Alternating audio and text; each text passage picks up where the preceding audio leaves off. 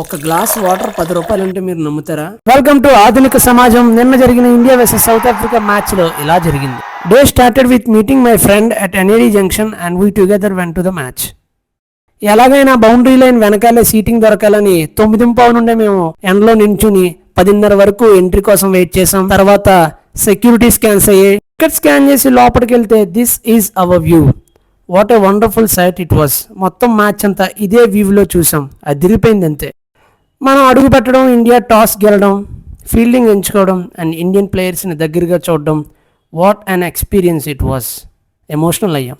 South Africa team ఏమో కానీ ఎండ మాత్రం దంచి కొట్టింది.